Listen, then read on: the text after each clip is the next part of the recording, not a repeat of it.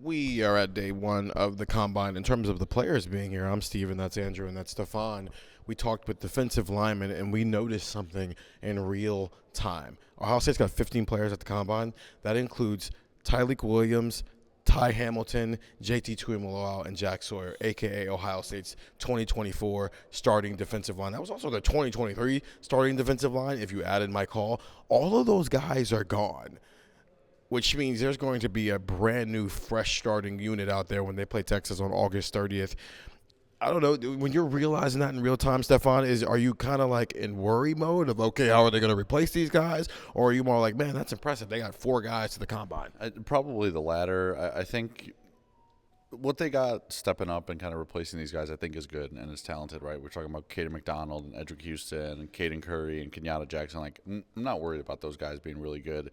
But to say they're going to step in and this defensive line is just going to be fine is probably doing a disservice to what they're losing. Like you said, like I was sitting next to Steven, I was like, their entire defensive line is worthy of being invited to the NFL Combine. Like their entire starting defensive line is at the NFL Combine. Like that tells you how good that unit was for Ohio State this season, how much they could rely on it. And frankly, it's probably the reason their defense was as good as it was in the playoffs specifically, right? The way that defensive line started playing really changed, everything post-Oregon game, but especially in the post-first Oregon game and especially in the college football playoffs. So it's just it adds the pressure, I guess, to the next unit of guys of, okay, you got to make that jump now, right? Like it's great to talk about Kenyatta and Caden and Edric and Caden McDonald about, what they can do and what they can be, but now you got to do it because these guys that were in front of you that played a lot of snaps, that gave a lot of production, they're not there anymore. So I don't know if it worries me, but it kind of makes the realization even more true of that they got to do it now.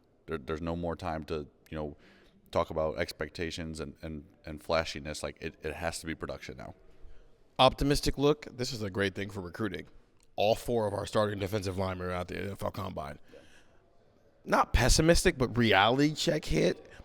You have guys who have spent their entire career so far who are entering year 3 and year 4, some of them year 2, who are, hey, you've been playing anywhere from 5 to 25 snaps per game. Well, now you're going to go from that to 35 to 55 snaps per game. And then depending on the opponent, I mean, we saw JT and Jack not come out the game against Notre Dame against 2023. And so now you're asking guys, hey, can you flash to, can you be consistent throughout the entire game? But we were asking about some of these new guys who are going to take over some of these roles. Andrew, who's a guy that maybe caught your attention that they were bringing up a lot as a guy who might be able to replace them in terms of talent and also production? We think you have to use kind of maybe what we saw throughout the year and then use what they saw, because obviously, they see these guys every day. They see these guys up close, but like we also see them play in games, and that is what we're talking about, right? Like we're not talking about, oh, hey, the promise of talent or the promise of, potential or anything like that. We're saying, what have we seen? And the guy that I keep thinking of is Caden McDonald,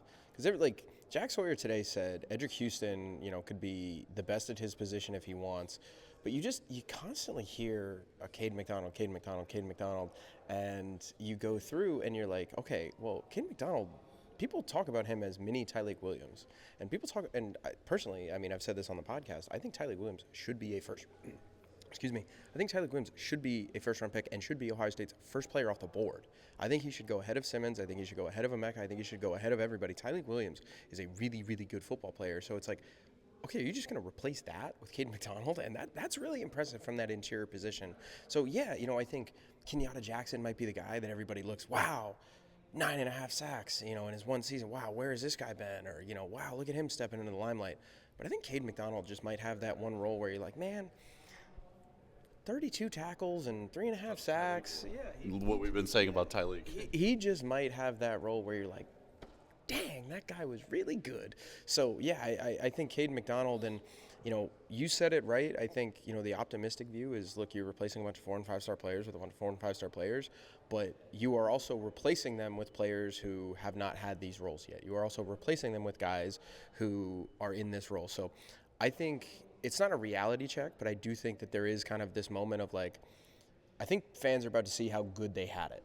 And I think Ohio State fans are about to feel that. And I think Ohio State coaches are probably going to feel that too a little bit, where how good you had it, where you had 4 NFL Combine players and now you're not. And what's happening today, what's happening like that way, like down the floor, is not normal.